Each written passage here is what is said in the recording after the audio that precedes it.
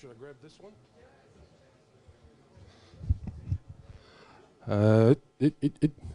Hello and welcome, everyone.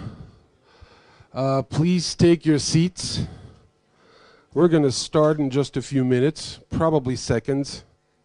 So grab your drinks and let's get started.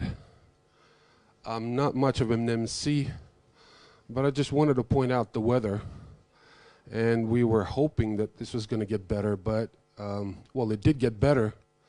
But when we were arriving to this beautiful venue, the Vilnius Blockchain Center, we were actually wondering how many of you guys will show up. So I see the hardcore bases here, which is great, which is just perfect. Well, welcome again, welcome everyone, and especially our esteemed guests, whom I see only one of, actually two. Where's Arnoldas? Where's everybody? Okay. Oh, you're getting ready. Excellent. So this event is dedicated to Stellar. This is about issuing securities on Stellar blockchain. I'm sure you all gathered that from the title. I'm just going to go over that one more time. This is about issuing securities on Stellar. Stellar based, Stellar everything. So we have several speakers for you. We have Arnoldas Nausėda, CEO of Smartlands, the platform that's getting ready to really get into tokenizing securities. He's going to tell you all about why it's worth doing on Stellar. We have Victor Krekodin, a strategy advisor to Smartlands. He's gonna go over the beauty parts of Stellar. He knows everything about that platform, so feel free to sink him with questions. We have a lawyer among us, probably more than one, but one that I know of, and I'm really anxious to hear from Thomas. I'm sorry. I really hope I get the name right. Thomas Taludis, managing partner at Twins. Someone who's going to basically just give us the basics on the legalities of the security token.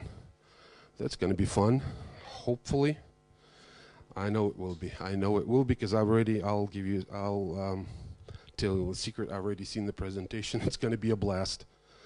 And of course, Alex Kubenko. Alex Kubenko is the CEO of WeFund. He's one of those capitalists, one of those VCs. They're going to tell you all about the investing in security tokens.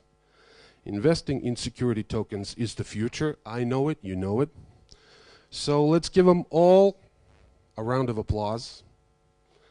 And let's hear our first speaker. Arnoldas, come on up here, man.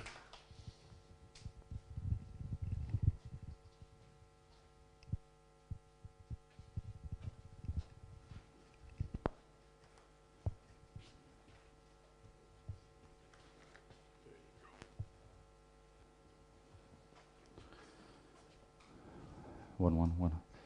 Good evening, everyone. Thanks for coming.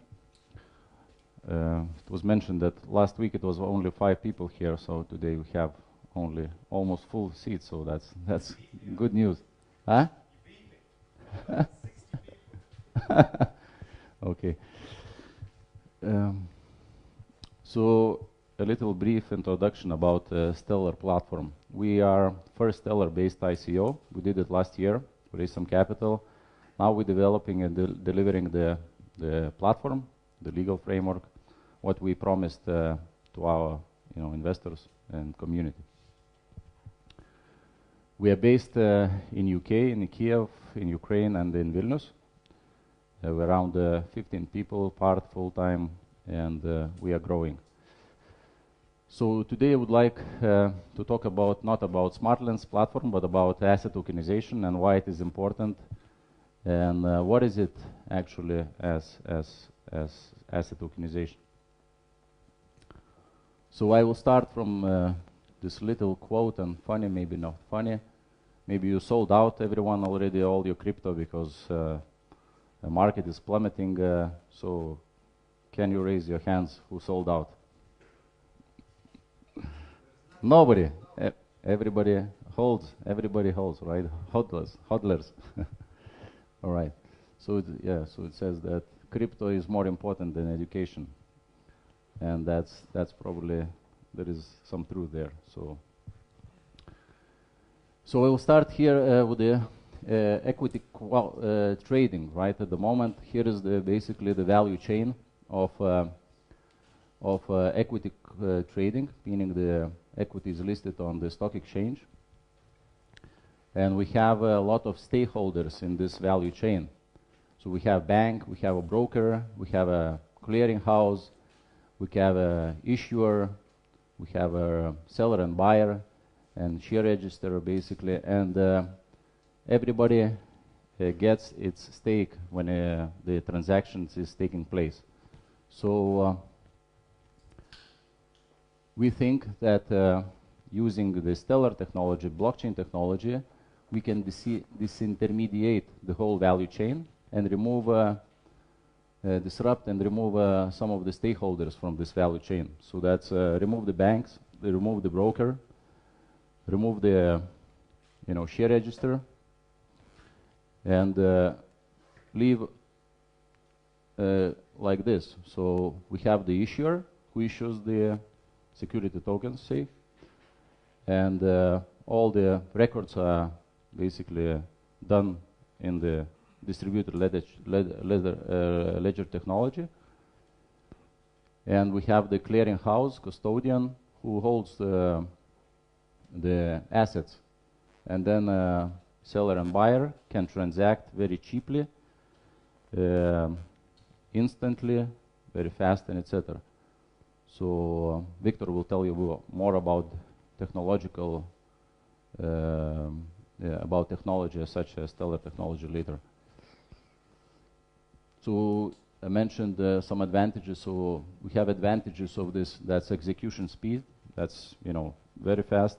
So the moment if you want to transfer the ownership, you have to go to a notary, you have to go to register, etc. It's taking a lot of time. So here you have the say fractional ownership, and you can transact on the P2P level. And then we have a global market exposure.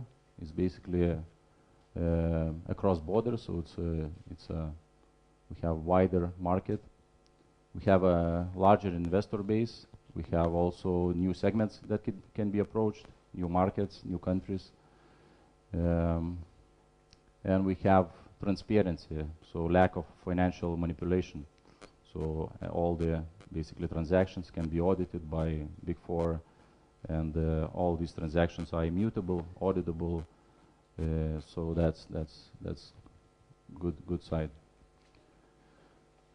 So we say that from ages ago we had the carriages with the horses, right? So we have actually evolution. So now we have electrical cars, driverless, like automated cars, autonomous cars, and we think that also the trading processes can also be advanced from the marketplace where you met physical persons face to face and you transacted, you did the deals, and today we think that it can be transacted online, digital way, and instantly, very fast. So you see that basically when the cars was introduced, so horse breeders basically became basically not needed anymore.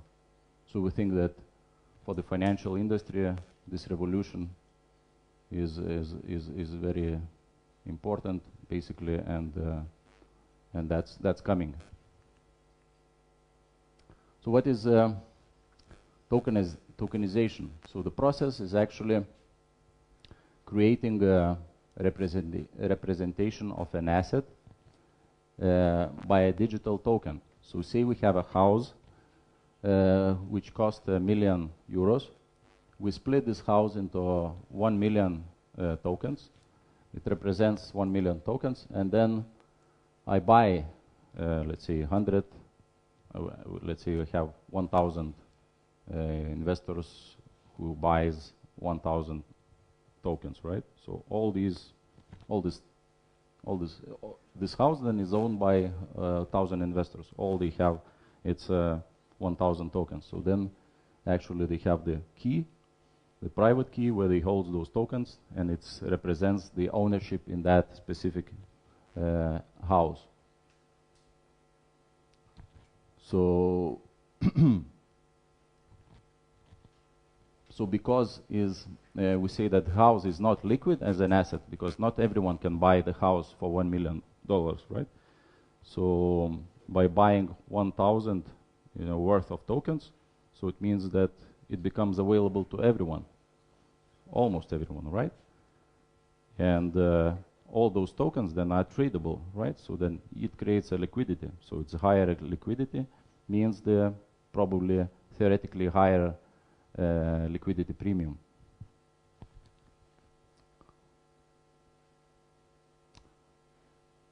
So liquidity is important. Why? So, and we think that asset tokenization is unstoppable. That's a revolution that's coming because of the liquidity premium.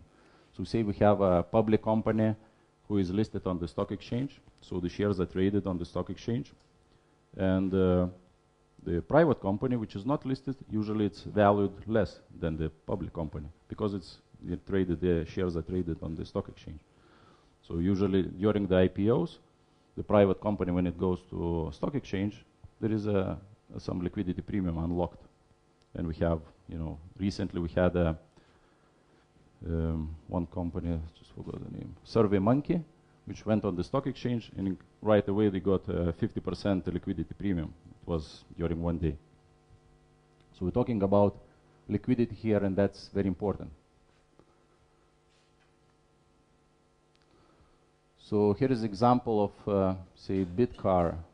So we have a Bitcoin, Ethereum, let's say you own the cryptocurrencies, or even fiat currencies like euros, dollars. And then let's say I, as a car owner, issue car tokens, which represent, let's say, 1,000 tokens of the Ferrari, of my Ferrari, right? And then I can sell those tokens, and it represents the portion, fraction of that Ferrari. Simplify. So what can be tokenized? So it's already happening everywhere in the world due to this. There is a huge movement at the moment, huge interest from the financial institutions. So we have houses, we have diamonds, we have gold, we have money actually, and we have oil. So basically everything can be tokenized.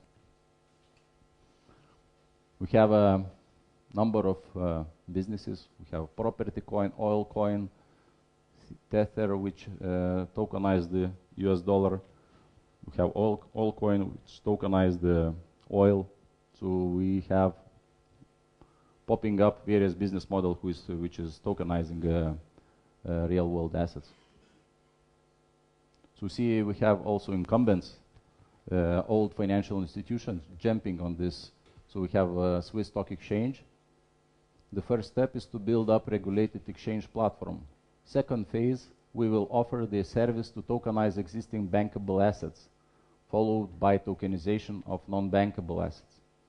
So you see the, Swiss stock exchange, one of the, let's say, biggest or influential in the financial center, jumping on this bandwagon and getting there. So we have a custodian kingdom trust. So what it's saying, digital asset custodian launches platform backed by Lloyd's of London. Digital assets custody platform launched by Kingdom Trust. 30 different digital assets, plans to expand its coverage.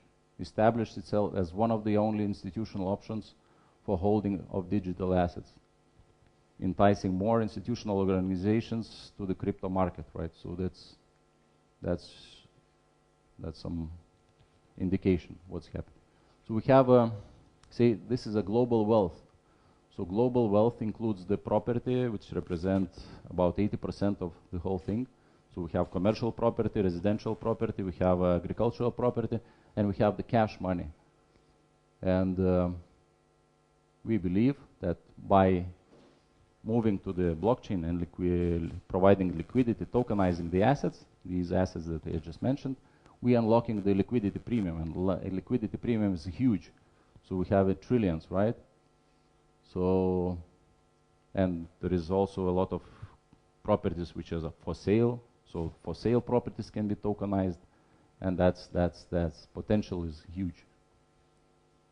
So we have a list of here asset tokenizers that they tokenizing, real estate, alternative assets, all assets, and etc. And it's popping up this business model every day.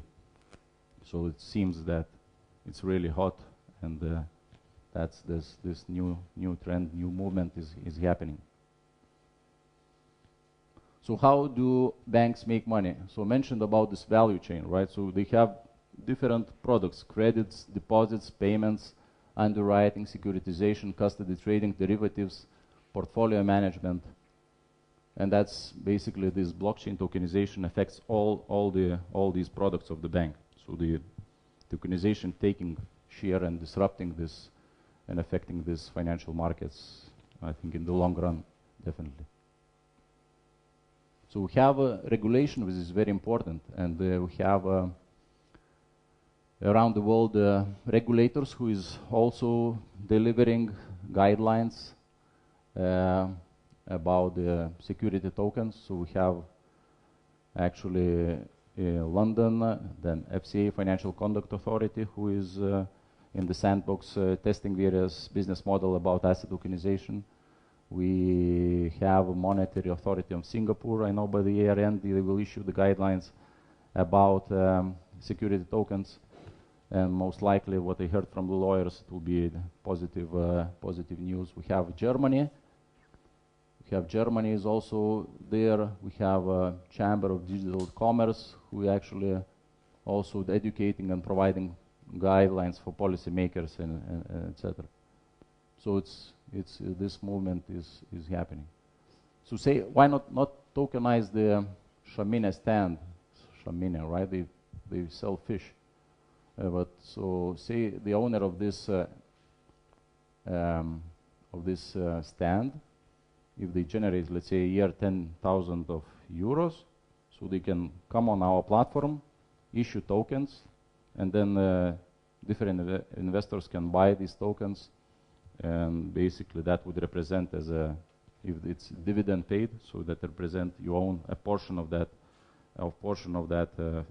stand, and it's subject to revenue share or the profit or dividends. So that's one example.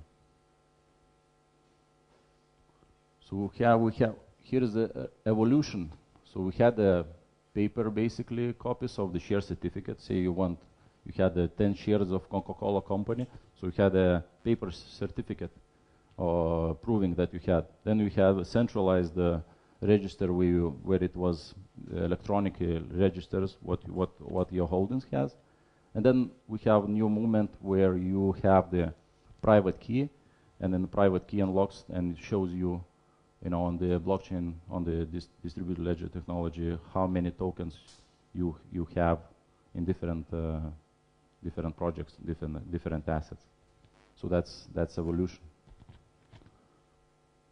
Yeah. Thank you for presentation. I can take several questions, then we can maybe have later on more questions. Yeah.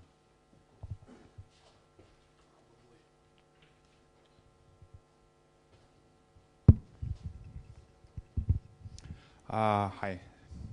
Thank you for the presentation. I want to challenge this a little bit, and I want to know what you have to say about one fundamental problem or issue with security tokens. Yeah. So, say tokens are stolen by a hacker. Mm-hmm. Let's say 60% of tokens are stolen by a hacker. As a company, what do? Do you still pay dividends? Do you what do you do? because this is something that you can't you can't take normal shares from somebody who, I don't know, has hacked NASDAQ or something and give it back to the owners. But you can't do that with tokens. So the question is, what do you have to say about this kind of situation? And let's say one solution is to have a central authority who can invalidate those tokens, like some of the ICOs already did in these kind of situations. But this means there is a central authority that can regulate those tokens, and then those tokens, lose their advantage of being decentralized. Mm-hmm. So what's your question?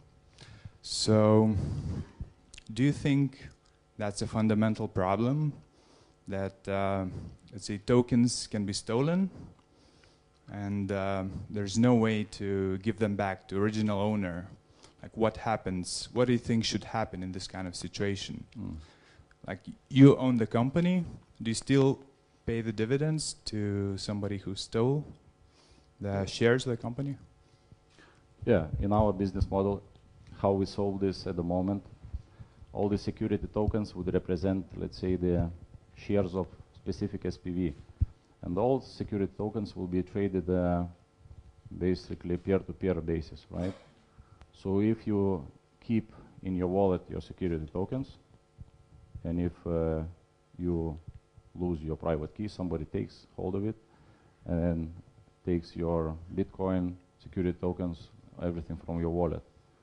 So that's basically, you have to basically be sure that you keep your, at the moment, your cash in the places where nobody can, hold of it, can get hold of it, right? And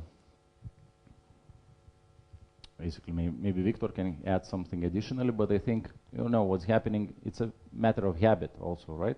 It's about education, about habit, and about additional tools to solve these problems. I think that's, this is fundamental technology which disrupting on the high level and big time. And this problem, what you just mentioned, is a smaller problem which can be technologically solved with some tools and etc. With the, having, for example, in the bank you have a, say, code generator, right? So something can be like Ledger Nano now has the same, right? So you can post, keep it in your cold wallet, so you can print your, keys, keep in somewhere in the like safe place. You can have this basically Ledger wallet, right? If that's off the chain, offline, then keep in your pocket somewhere else, and etc. So if you lose it, then nobody can get into this, right? As it's the same as in the bank. In this, if you have generator, nobody knows the code for that.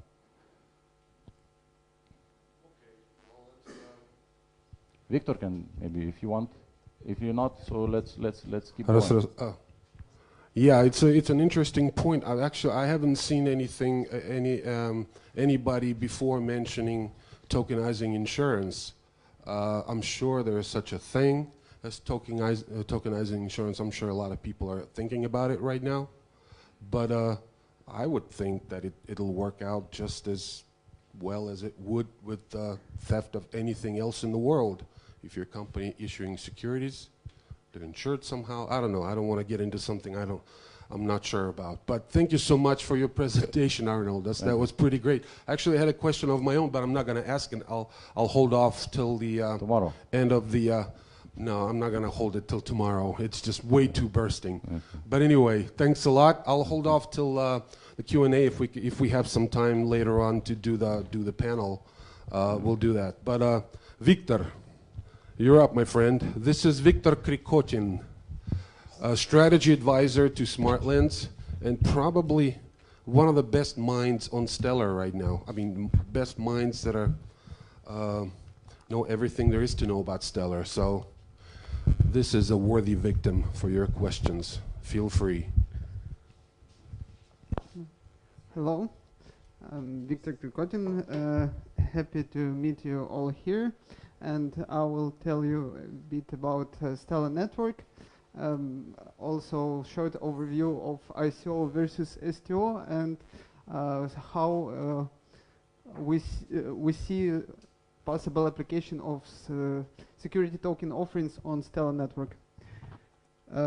So Stellar is a comprehensive and open source platform for financial services that ranges from payments to trading of security tokens on decentralized exchange. So it's very exciting blockchain network, in my opinion. Some very basic concepts for the Stellar networks. Accounts and public keys, it's basically the same as for other blockchains. You have public key that is your address and key that decrypts transactions. You have private keys that provide control over your balances and transactions and other actions that could be done on Stellar networks. Order book that is quite specific to Stellar network. There is order books for trading of assets, of any pair of assets on Stellar network. Usually those pairs are on exchanges created between some asset and currency, or between two currencies, that's forex markets. But on Stellar network, actually any ledger exists and you can exchange any two assets on Stellar network. Ledger is a state of the network. It's kind of block of blockchain, so not too much to tell. Stellar networks provide an ability to issue any assets, means tokens, on Stellar network. It's very simple. It's actually two actions. Two-step action. It was meant, the Stellar network initially was meant to issue currencies, fiat currencies on Stellar network. For example, bank holds some fiat currency and it issues token USD or euro or whatever token on Stellar network, and those tokens can be easily transferred or exchanged on Stellar network. That is safe and fast and very cheap. Also, Stellar network supports pass payments that would make very much simple payment from one currency to another. For example, a person holds Nigerian dollar and he wants to transfer, he wants to pay for some services in Chinese yuan. So he just says that I would like to pay that much amount of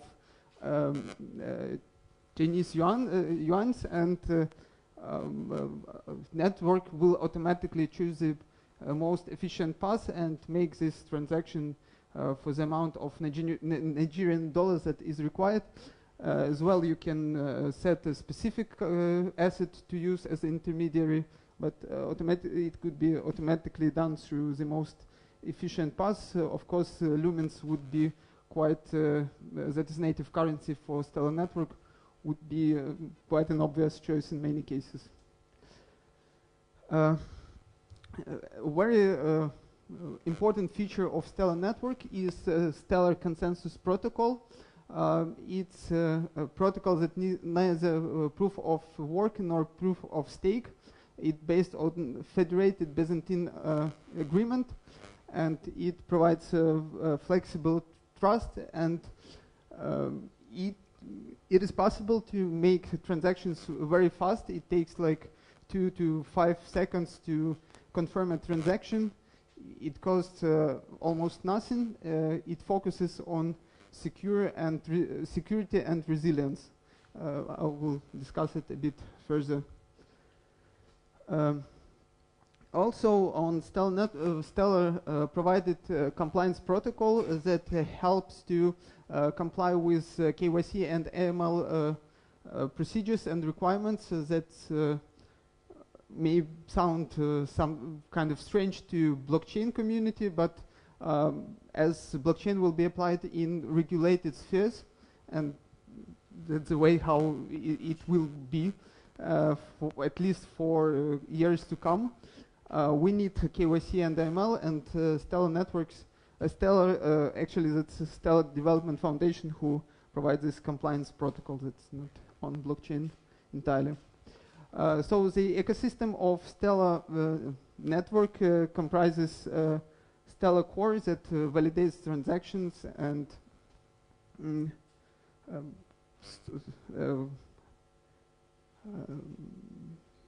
provide ledgers. Then Horizon, that is RESTful APIs that provides information about accounts, their balances, transactions, and all the applications that could be done by third-party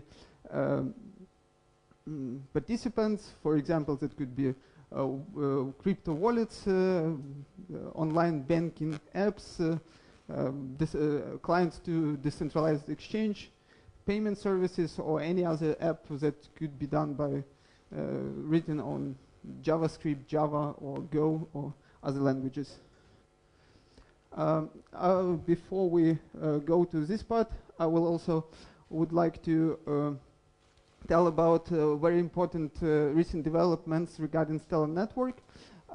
First one is acquisition of chain that is enterprise that focuses on blockchain solutions for financial enterprises. They partner with Visa, Nasdaq, Citi, and now Interstellar, Lightyear, that is related to founders of Stellar Network, acquired chain, and now it's Interstellar and focuses on those blockchain solutions for financial services solely on Stellar blockchain. So that's a fundamental change in my opinion, because before Stellar positioned themselves just as a payment processor, the most efficient, the fastest, the cheapest payment processor, but now they move forward and market themselves as a more comprehensive solution. I'll get back to that a bit more. And another news is that the launch of StellarX, that's very much very well built client for Stellar decentralized exchange. Additionally, it has anchors for fiat currencies that is trusted, reputable, and regulated, so you can trust those assets issued on Stellar networks that represent fiat currencies. So it kind of Coinbase scene happening on Stellar network. Not everybody understands the importance of this event now, but I'm pretty sure that it will have long-lasting consequences, positive consequences for Stellar network in general. So now I will provide some overview of ICO market in 2011. If you look at amount of issues and amount raised, it's hundreds of issues, more than 20 billion of USD dollars raised in ICOs. Looks quite good, right? But if you look into details, then you can see that more than 80% of those ICOs turned out to be scams. 6% failed, 5 just died, so less than 10% of those ICO are at least some kind of projects indeed. So actually it's horrible, and something has to be changed. And that's still this table is quite subjective and arbitrary, judgmental, but let me tell what I wanted to tell with it. There are quite important parameters listed. That's cost, risk, flexibility, industries, and stage of development. On costs, IPOs are very expensive because of legal costs, auditing costs, investment bank services costs. So it's always high, and marketing expenses as well, but it's not the only or major. With ICOs, all related costs may be low, but marketing costs are huge usually. Successful ICO pours enormous amounts into marketing, into advertising, and that's make it quite expensive as well. Though some projects were successful without million-dollar tech campaigns, but still it's a very common practice. With STOs, it is possible to provide some gold middle position where we don't need so much legal costs and other costs, and marketing costs would be in control. Risks, of course, IPOs are less risky because all those procedures, costly procedures, brings down a lot of risks, but still there are frauds, or even with financial statements. There are market conditions that drive companies out of business, some disasters and so on, so we cannot say that it's just low risk. There are quite a lot of risk with traditional IPOs as well. STOs will have some larger risks, but still it will be very much in compliance with laws. There will be no obvious frauds like with ICOs, so I would say that's minimum risk.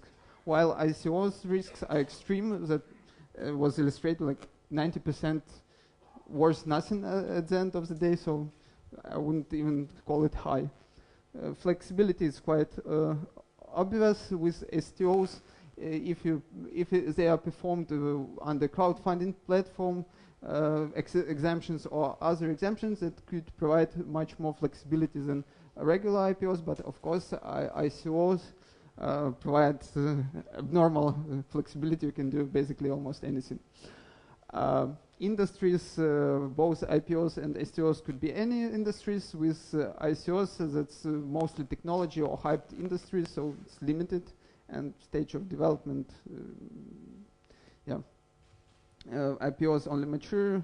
STO could be already early stages, but it has to be generating or planned to be generating cash flows, while ICOs actually can be any stage, but basically it's startups.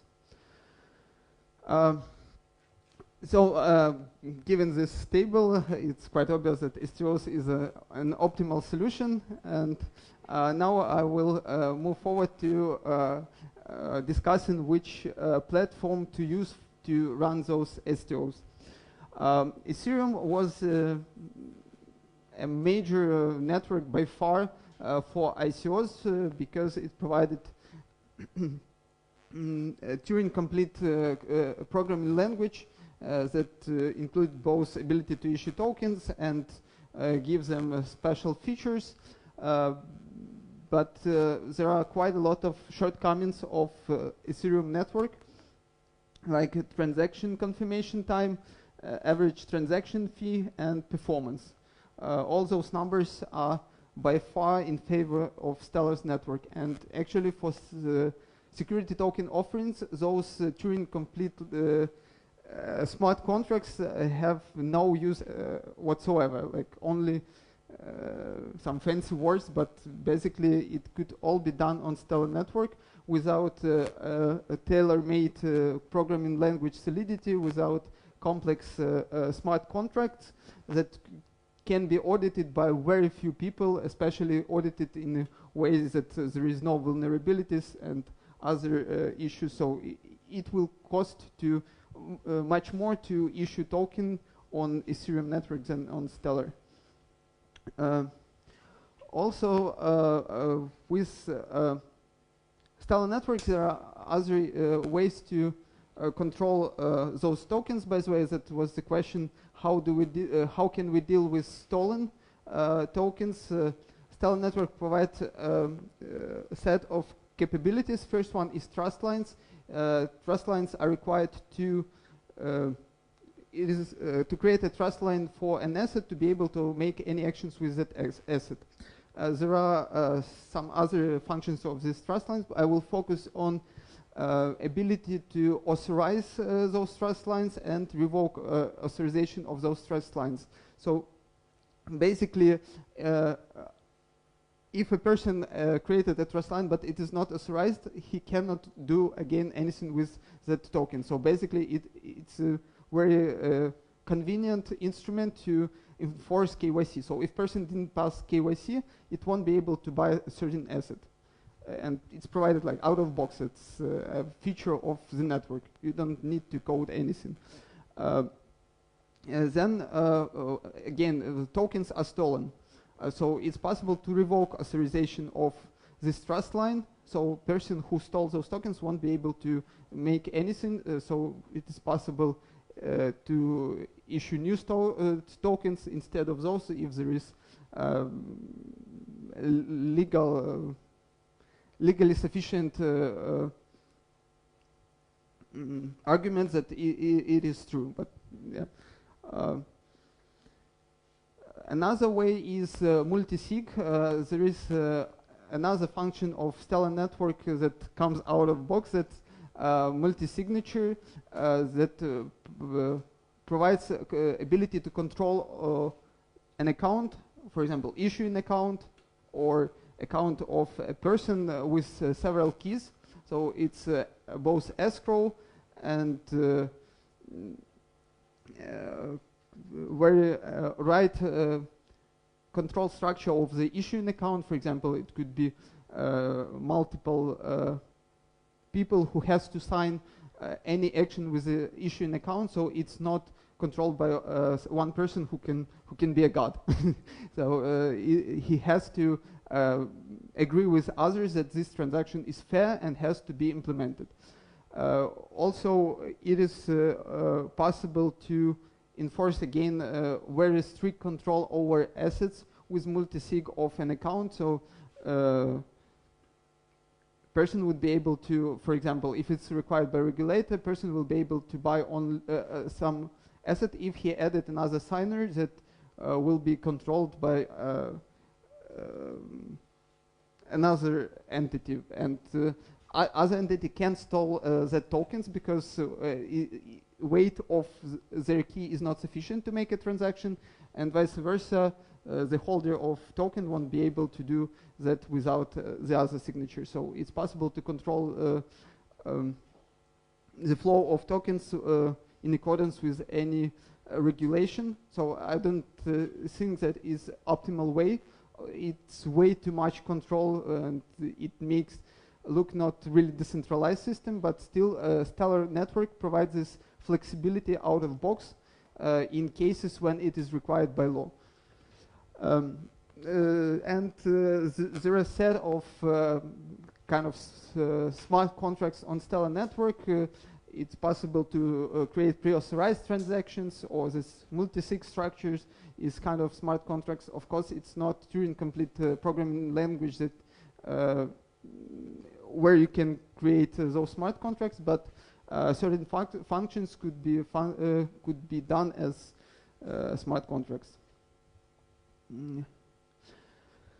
Another very important issue with Ethereum, its capability to perform in industrial conditions. Actually, some studies show that it can't. So for some small applications, not industry size, it's good. But if you want to make a lot of transactions, that would just bring you down. That network would not be able to process. It will be costly, and it's not scalable, at least so far. On contrary, Stellar network has reached productivity or performance of 10,000 transactions per second. This is limited. This capability is limited now because that would require very potent servers to run that course. But now there is no need, and it could be run on very cheap and low performance servers, and make it more decentralized, and more people can run those cores to control the flow, control the network. And also launch of Lightning Network is planned by Stellar. So again, that would scale again and again, and capabilities of network would go further. And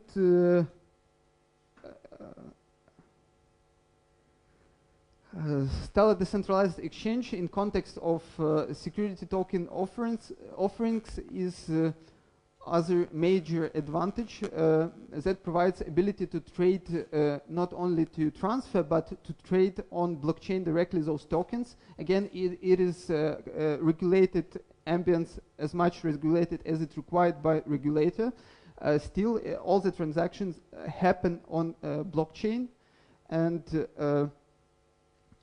it is possible to trade directly from your ledger Nano S. So you don't have to trust not only to some exchange, the centralized exchange, like with current cryptocurrencies. It's kind of crazy when those exchanges accept a huge amount of crypto, and you can't find any person who stands behind those exchanges. And with Stellar, there is no need for centralized exchanges. You can trade on exchange. You can trade directly from your ledger Nano. So it's, I guess, much safer even than trading on regular centralized established exchanges. So it's pretty it about Stellar Network and security token offerings.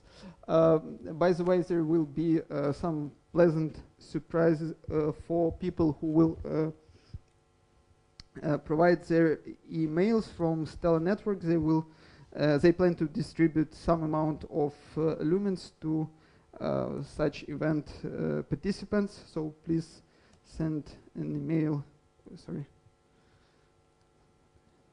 Letter to this email.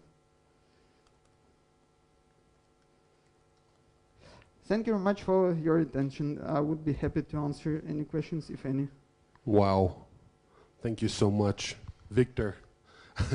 I'm sorry to cut anybody off. If you have any questions, I have an important one, I think.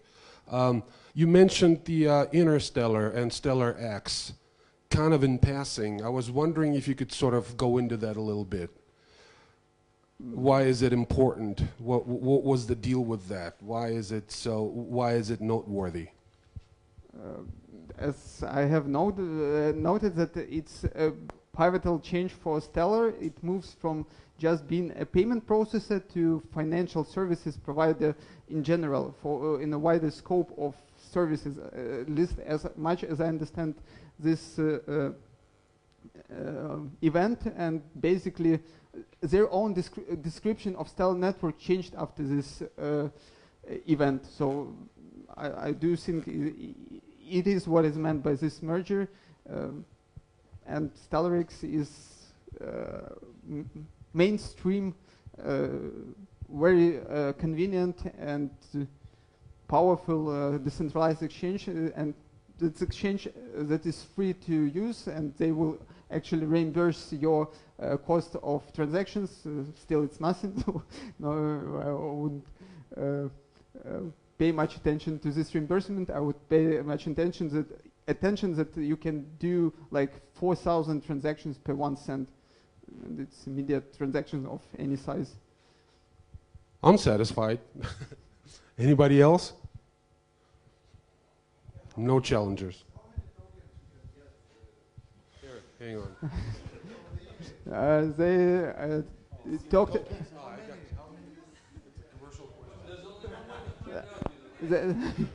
There should be more than 100, but that's the first event that we participate, so we can't know for sure. Just try your luck. Okay, I have a question. Okay, thank you. Every currencies have a backup. For example, euro, dollar have a gold backup. What about this system? No way. No, means like every currency and every country has a backup for the banks and currency, correct?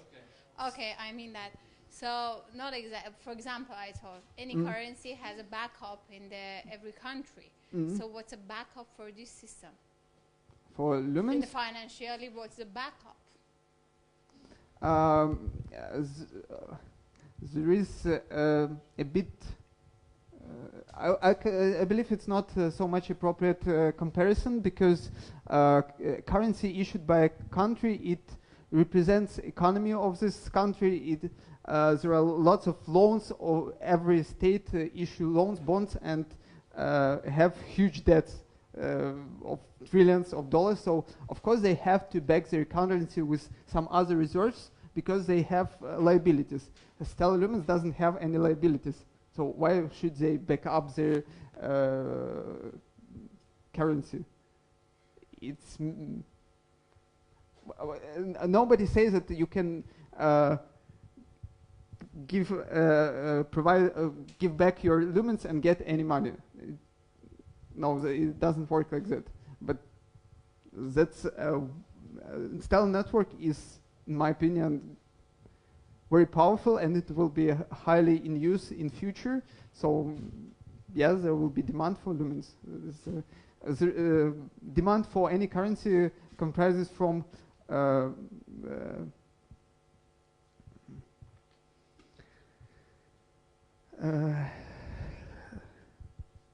sorry.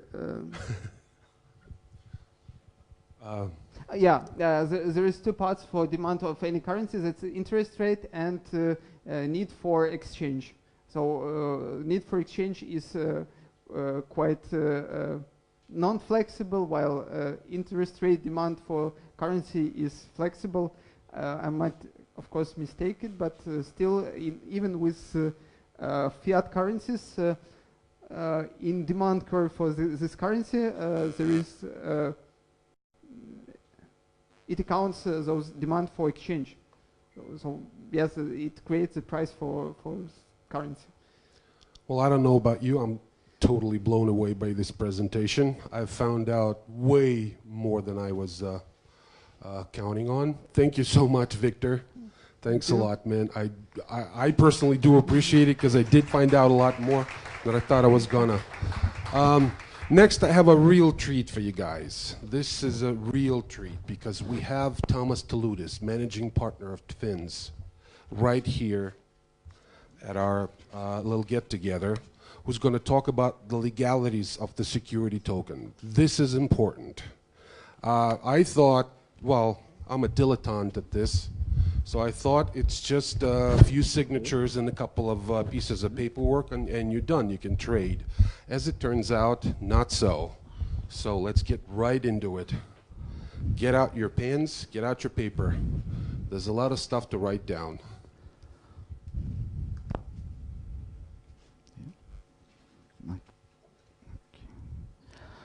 Okay, hello to everyone. Nice to see you here, all of you. As was introduced, I'm Thomas Taludis, managing partner of law firm Twins.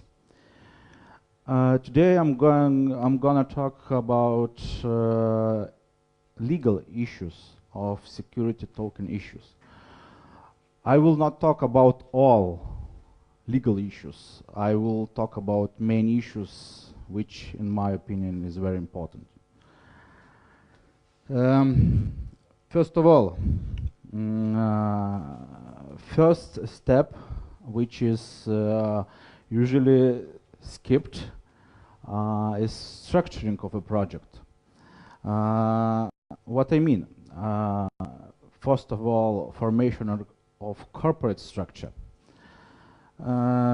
This is very important, because from the first step you should know which company will do security token offering, which company will operate, which company will do business. After all, also you should think about jurisdiction. What jurisdiction is more suitable to do security token offering. After that, also the question might arise, what form of company will target investors from particular jurisdictions. Also, the rules of particular jurisdictions should be followed.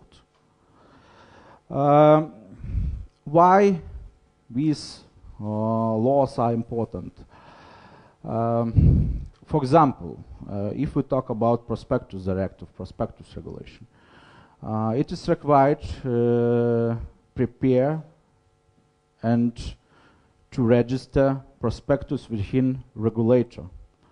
Prospectus is not simple document. It's not a white paper in 20 pages.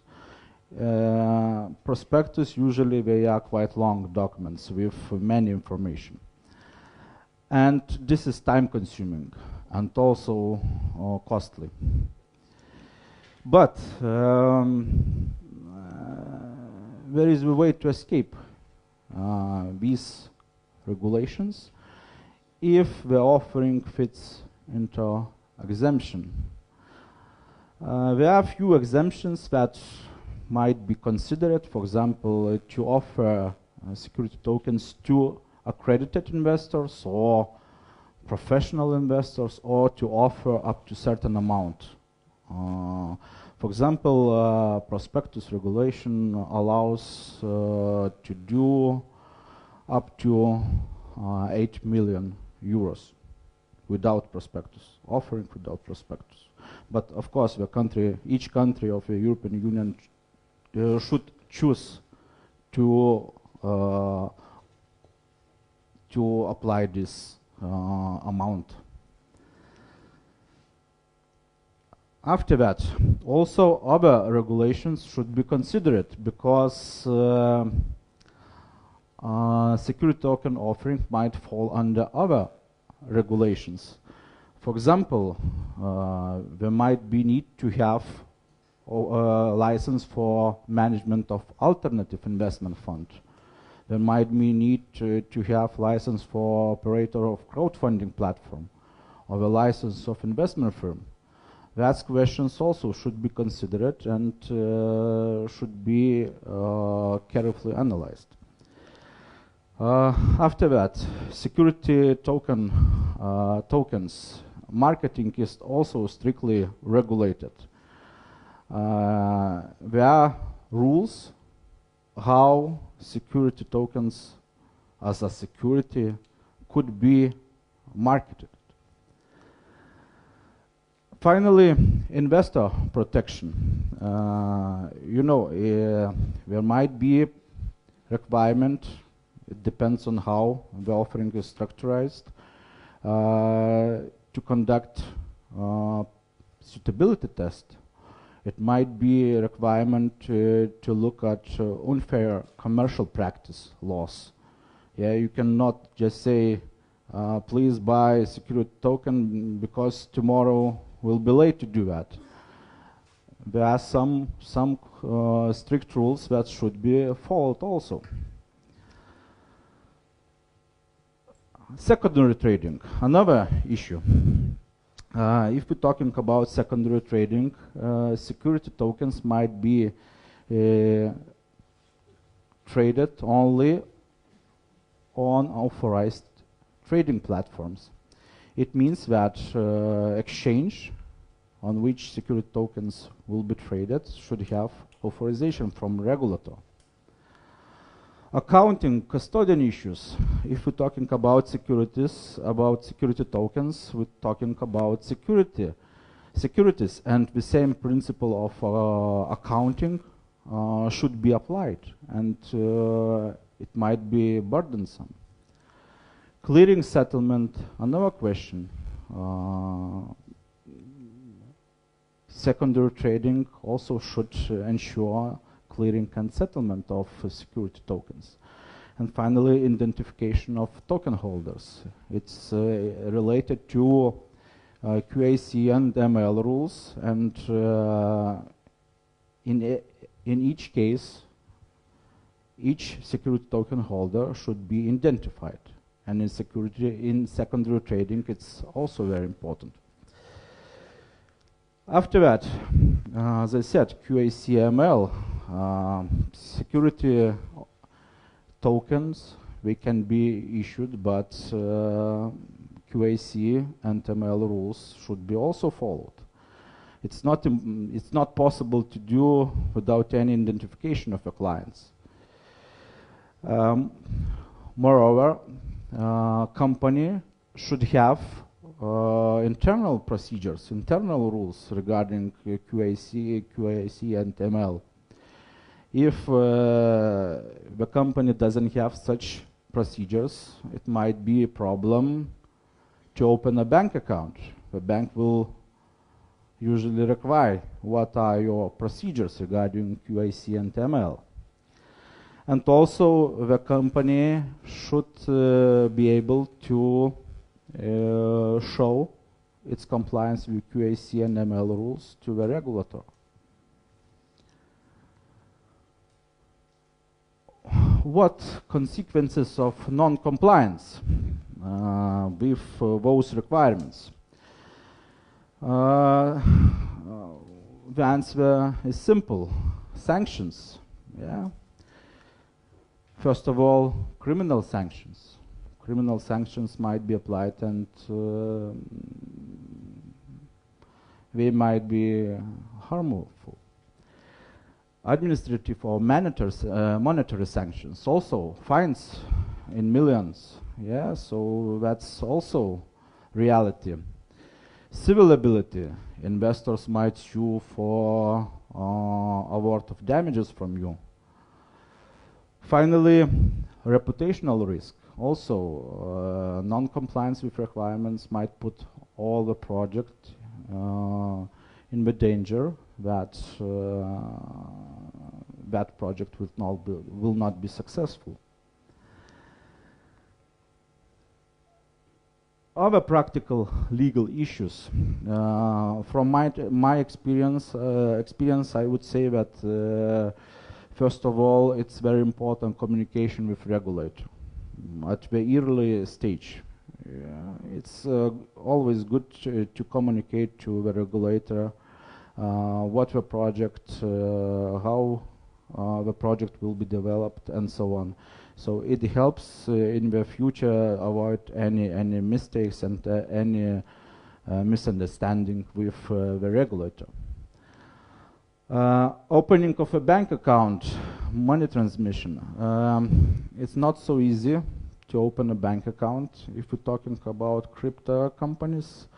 I guess you should know this, but still it's possible. It's possible, and there are banks which are crypto-friendly banks.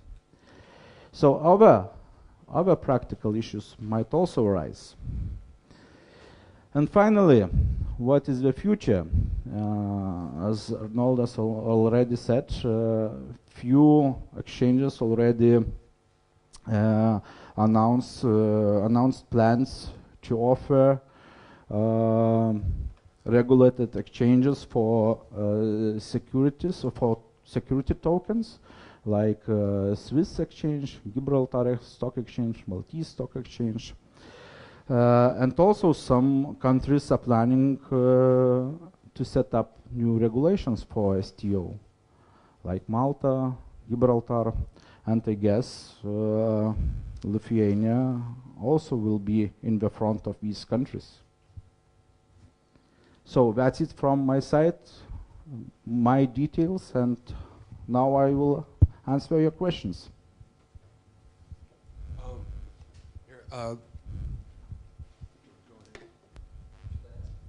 Sure, go ahead, absolutely. Okay, thank you very much.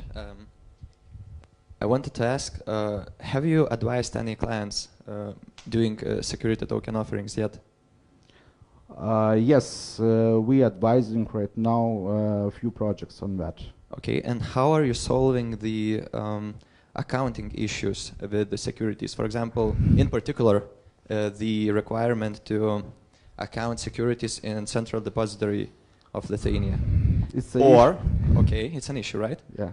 So how do you solve that issue? If you choose Lithuania, of course, as a jurisdiction. You know,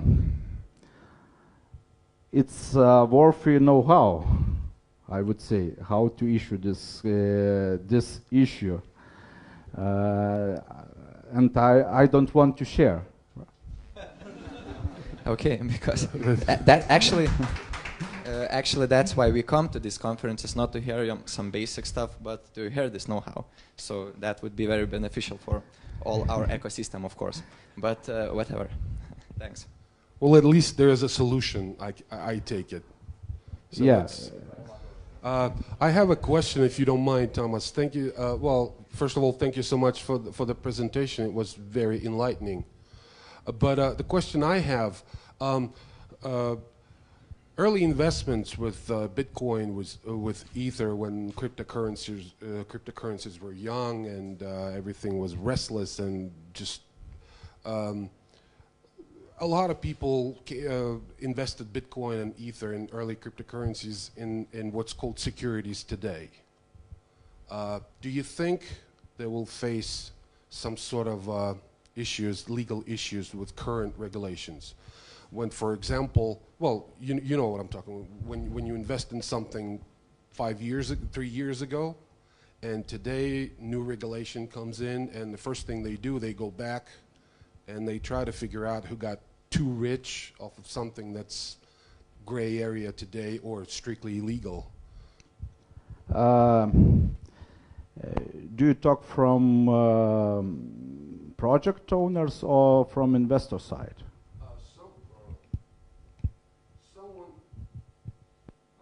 Hello. Oh, there you go. Someone who used to own Bitcoin and then saw something that they thought that it was a worthy investment at the time, and it still is. But back then, 3 years ago, it was something that everybody was doing and just basically wild west of the investment world. And today, when things are coming into the fold, that person would think to himself, well, do I need some more documents? Do I need to write a letter to somebody, or what do I do? So, if we're talking about situation when previously so-called utility tokens were issued, and actually they were not utility tokens, but in reality security tokens, and investor, as investor, if I have such tokens, I can sue the company easily. It's the way how I can protect my rights. I can say, yeah, you sold as utility token, but in reality it is security token. It's security. So you did not provide me all information about that according to the laws. You mislead me, and now I suffer damages. Please compensate me. So that's possible, and I think that in the future it might be a huge amount of such claims. Interesting. Any more questions? I have more of a legal, theoretical maybe question. Do you think that basically securitization of assets, which is the common buzzword today in the crypto world, what level of changes or in legislation should it require to happen? Because in Arnoldas' presentation, we had a slide when there was a house, and then you had a representation of a token that represents something related to a house. Yeah. And so I will expand my question here a little bit, because when a physical or a legal person owns a house, basically there's a legal relationship of ownership between a thing and a person. And if a company owns a house and a person owns the shares of the company which owns the house, so the person does not directly owns the house. Now when you issue and secure something which you, like a record in a public database or in a distributed database, which you call the security token, then when you own a security, or basically you have control or you have a private key of a security token which somehow represents a share of the company which owns the house. So you have one more layer on top of that. Don't you think that we need to start thinking about maybe major shift or adding a new layer in the existing legislation to somehow legitimize these relationships between owning a record in a database and ownership of an asset? Thank you. Yes, I think the lawmakers should think about that. How to do this possible to escape or to avoid this registration issues in public registers. Yes, right now it exists, and it's quite big obstacle, and I think that legislation should solve this question, and should do this possible to do without this duty to register in public registers.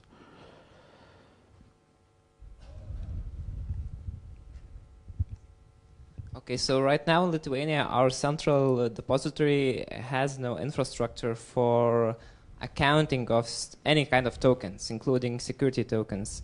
And if you are, issuing securities in Lithuania, you have to account them in our central depository. So I still want to get back to the first question that we had. What are you going to do? Is it maybe possible to account your tokens in other jurisdictions while still issuing securities in Lithuania? Or help me out here, because I know they don't have an infrastructure for that. Maybe do you know if they are going to, are they building it? When are they going to have it? What's happening here in NASDAQ?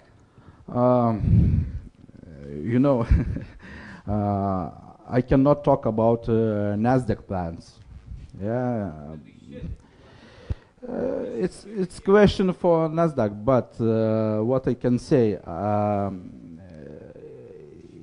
security tokens, if they are issued in Lithuania, they not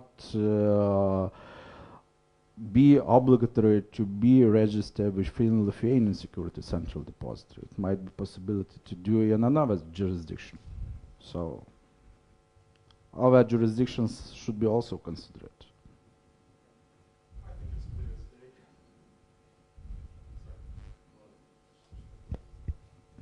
Hello? Oh, there you go. Perfectly clear.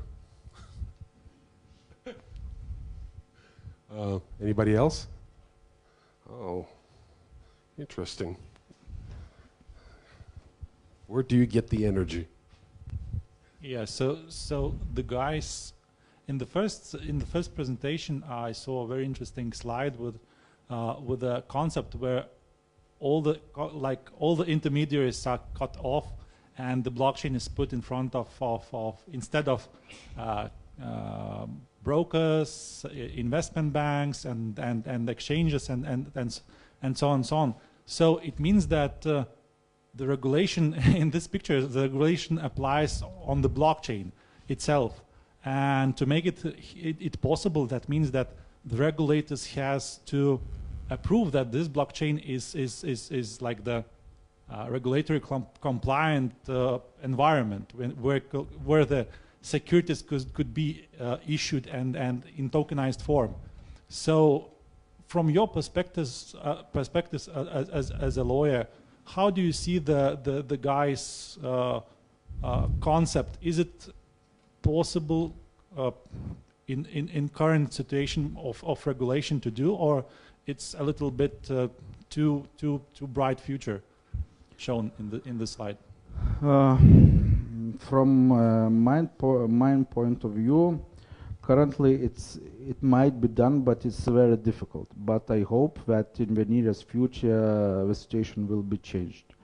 And I think that regulator or lawmakers will think about that. Currently, we have old regulation which somehow institutions or regulators apply to security tokens, and that regulations not suitable in many cases. So I hope that it will change this situation, but right now it's possible, still very difficult.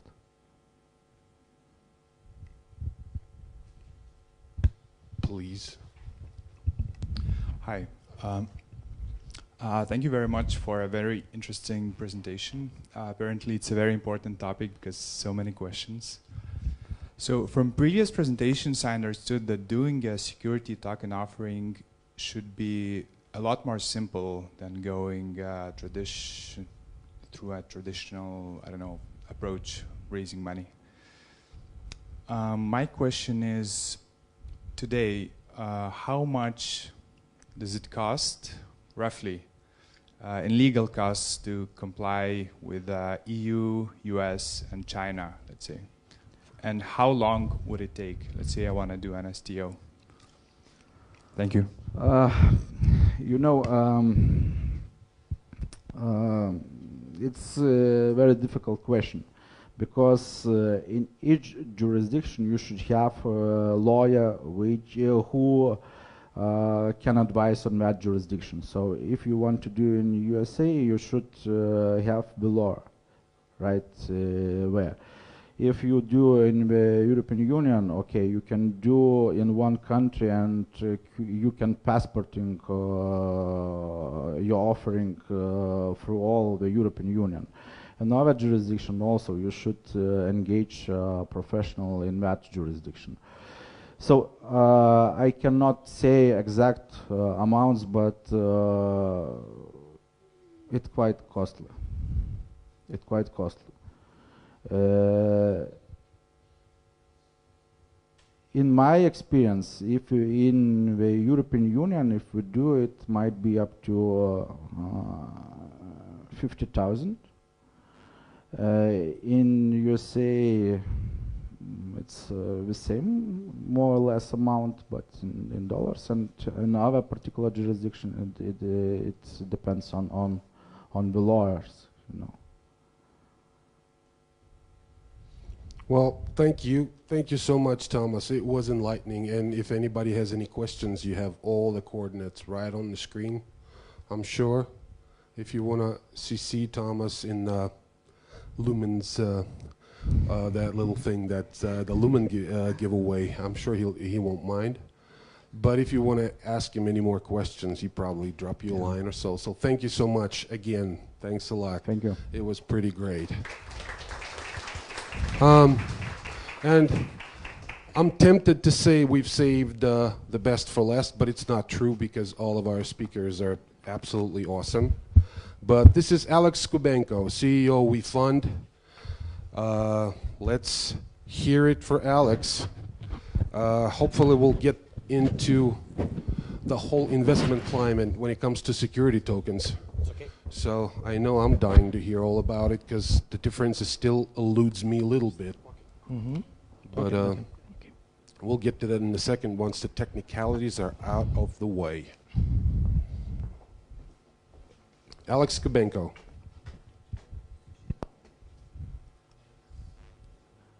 Okay, I'm the last. Hi to everyone. Okay, it doesn't work. Oh no. Hi to everyone. I understand that I'm the last speaker. Everyone is tired, and so I will try to make my speech as short as possible. Let's start. I'm Alex Skubenko, Chief Executive Officer of WeFund, blockchain-focused venture fund. Previous speakers have made a great job describing and explaining the difference between security and utility tokens, and I will focus on how do institutional investors, and particularly us, treat both them, utility tokens and security tokens. Some parts of my presentation will be a little bit controversial, excuse me. In real life I'm a rather reasonable person, but not in this presentation maybe. Okay, let's start from the traditional utility tokens. Now you know they are kings of ICOs. Yeah, everybody is talking about them, everybody issuing them, everybody is discussing how to do it, how much it costs, and how to raise money with them. Yes, Why are they so popular? So first of all, they have some exceptional functionality and flexibility that allow them to widespread very quickly to current volumes. Yes, and second things very important to their popularity is that utility tokens theoretically are not covered with security regulations in most countries. Theoretically, they are treated not like securities with all consequences. These two factors were resulted in total dominance of utility tokens in ICO field and among altcoins at all. Yes, but to be honest, especially for me like investor, utility tokens are not convenient and even simply good as investment tool. Why? First of all, utility token true value, let's say, is unknown. Yeah, nobody knows. Even their creators, ICO companies, founders. As investor, I cannot evaluate utility tokens in proper scientific and trustful way. It's impossible. Yeah, they have not any monetary measures, underlying cash flows, and their utility mechanisms usually are so complicated and unpredictable that it's impossible to calculate anything. Even if these mechanisms work, because unfortunately, you know, it's not applicable for all post-ICO companies.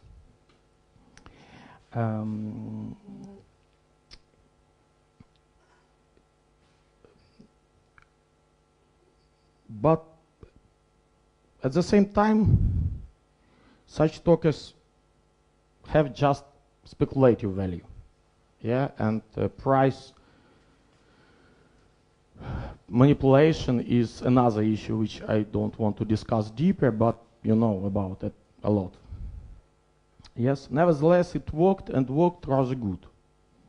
A lot of companies very far from blockchain at all were and are trying to construct or to imagine some linkage to technology, to issue utility tokens and to raise money. So I saw several discussions of different teams who main topic of their discussion was how to attach blockchain to our idea. I think maybe someone here was a participant of that discussion or do it right now. Interesting thing. I have a lot of meetings with the companies regarding their post-IPO development, and I had very interesting thing. Several, not one, several post-ICO company CEOs or founders unofficially told me that main part of their clients are willing to pay them straightly in crypto or fiat, avoiding their tokens. Nonsense. It worked. Now it works much worse. Why?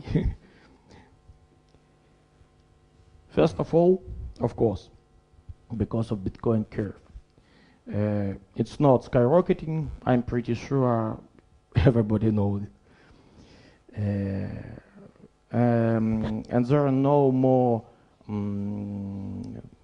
hype and crazy returns which covered all inefficiencies and allowed to close eyes on any breach in utility tokens economy. Let's be honest. And second, ICO target audience, investors, has been completely changed.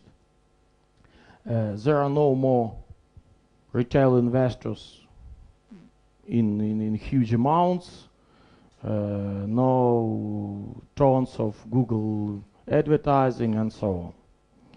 The main investors in ICO right now, institutions, institutional investors, and business as usual has ended in that case. But previously utility tokens were okay for investors, and how it worked. It's rather controversial part, but I will explain. There were, maybe most of you know it, there were three main tactics, let's say tactics. First of all, I called it to lift to listing. So you buy tokens with maximal discount and pre-sale, and then sell it as soon as possible after listing. It's first tactics. Second, after listing, follow pump and dump, which will take place anyway, in most cases, unfortunately. And third, I haven't described it, it's combination of above mentioned. So, it was how it worked. But not now. As I have already said, that doesn't work anymore, and investors need something more, something new. Idea of security tokens it's not fully new, yeah, everybody knows about it, but as for me, only now we can seriously talk that security tokens issuance is realistic and can be realized. Of course, there are a lot of legal and regulatory issues on this matter, but I strongly believe that anyway it will work. Yes, and it's very important for investment community because, as for me, first of all, security tokens can be effectively evaluated. It's very, very important. Secondly, I can create efficient and diversified portfolio and enjoy rational investment strategy at all. The worst is that surely returns on security tokens will be much lower. So the spirit of adventure will be weaker. But what can we do with that? It's pretty old, okay, 10 minutes. I'm in my time. Thank you. Questions? I, as usual, have one. Okay. Alex, since you're a venture capitalist, yeah, I'll call upon your humanity. Mm-hmm. This question's been bothering me ever since I got into the blockchain and the whole thing with crypto. And I remember the early claims to fame that the blockchain is going to save the world. Mm-hmm. Crypto is going to lift everybody from poverty, and everyone's going to have access to financial markets, institutions, and any person who's never had a bank account in Africa, now they're going to have a chance to get a wallet and start, earning money, whatever. How many of that stuff is true? Okay, good question. Thank you. First of all, give it time. Yes, not so quickly. Which part?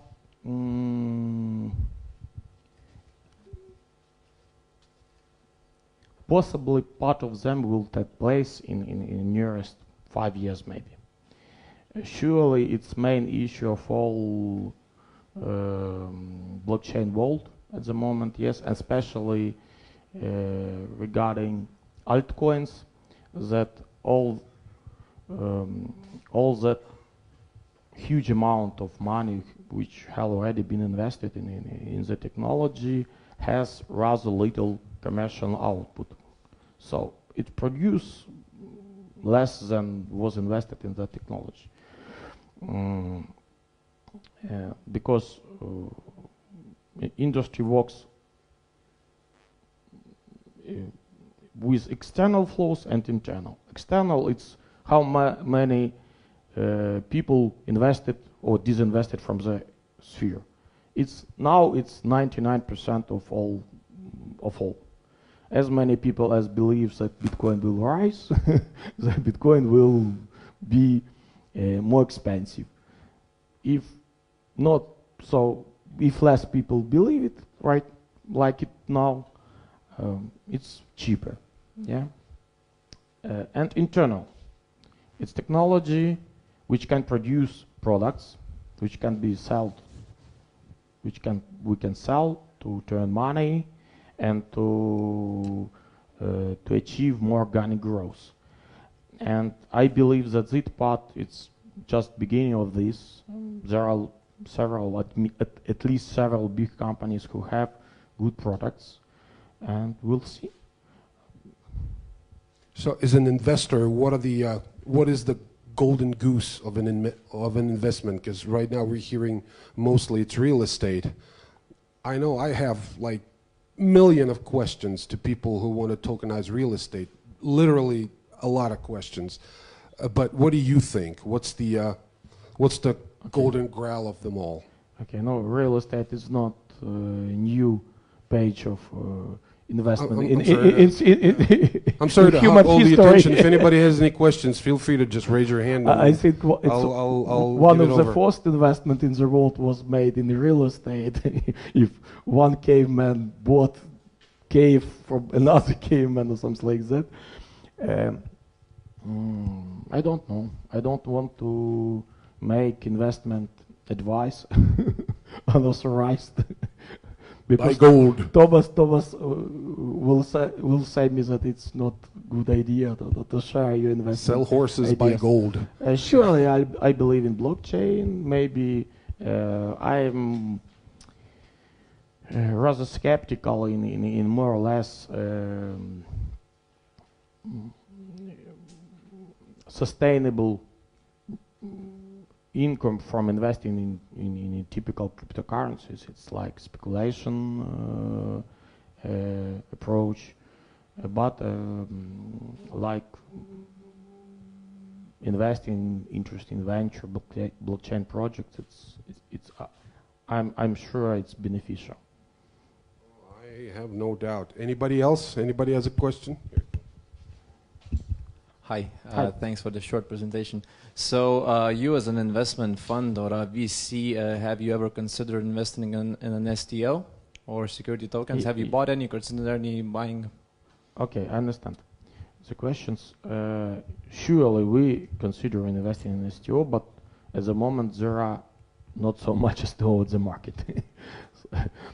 It's first. But surely as soon as they will be on the market in marketable amounts, we will be there.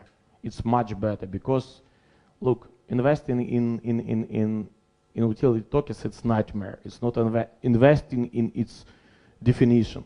It's casino, it's poker, it's something like that, but not investing. I'm investment banker former, and I'm more analyst than trader. Yeah, and for me to understand behavior and mechanics of utility tokens, it's impossible. And in most cases, even founders and creators of these tokens doesn't pay attention what's inside. They want to raise money and do something. Maybe they will do, maybe they will not do. It depends.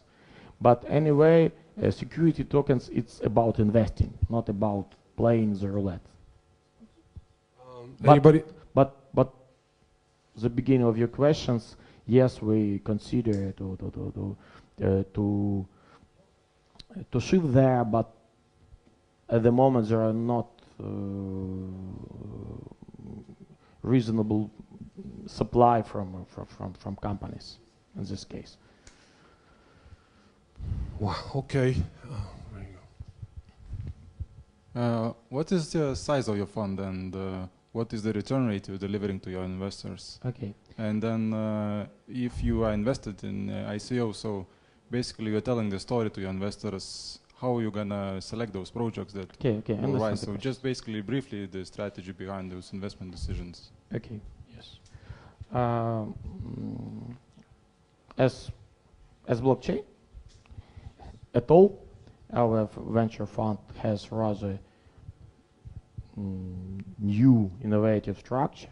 So we're no open-end or something like that. We have just few partners who contributed their own money there, and we have rather interesting, let's say, syndicated structure of our passives. So we have working capital which I invest in every day, but which with each particular project we can raise our investments times with the contribution of different partners. So we have general investment declaration, and we have opportunities to multiple our investments with contribution of partners of the funds. It's difficult to calculate especially altcoins, but I think amount of our fund is something like $10 million US. Most of these funds at the moment it's traditional cryptocurrencies. It's not ICO projects. Yes, how we choose projects? Difficult. So usually there was typical strategy. Our is first one. So we try to select good projects on initial stage, invest there with good attractive price, and then make partial exit on listing stage, and then like it will perform. What else? It's our internal kitchen. Is this a unique structure, or have you fashioned your No. I think it's not unique structure, because a lot of not venture funds but syndicates at the market. They don't call them venture fund. They are just guys. We will invest. So in that case, it's not some know-how, something like that. But we are organized and established in this way, and that's why, for example, regarding ICOs or something like that, our typical ticket is 200,000-300,000, something like that. But in particular projects, we can invest much more if someone from my partners want to contribute there more, and they need more money. So. Anybody else? More question for capitalist? Capitalist. I'm sorry. Okay, so I guess we're going to wrap it up. No more questions for anybody. And maybe one more word. I turn into the question about what to do if securities tokens will be stalled or something like that, and several more or less related questions. Look, I'm analyst and a rather conservative person, but it's very, very fundamental questions of not only of blockchain but of human being, the balance between security and freedom. And blockchain, it's about a freedom. It's not about how to return my stolen money. It's about how to construct the system in the way that nobody will steal your money, or you will be responsible enough to prevent your money.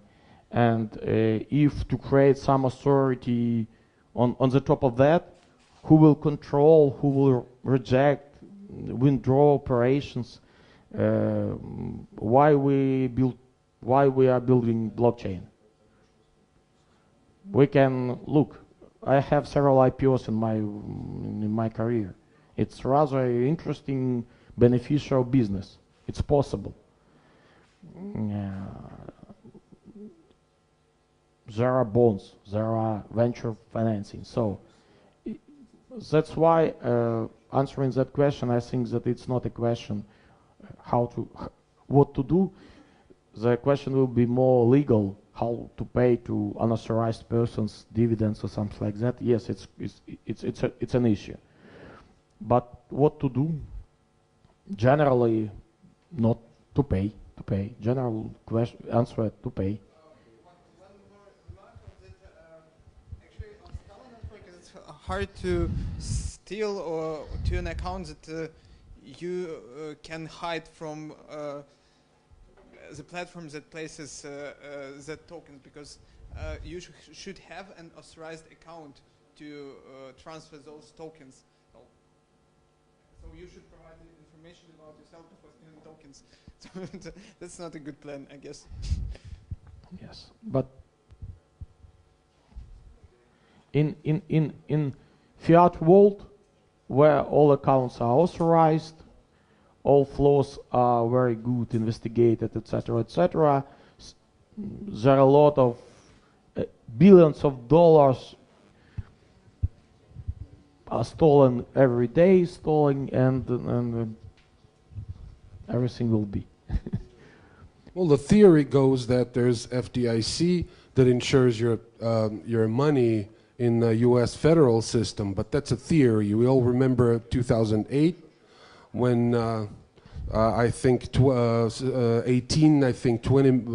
20 million Americans lost their homes in states like Florida, Louisiana, and not a single person actually came out to help them out. So I get your point about blockchain being, a send-off to a real financial freedom.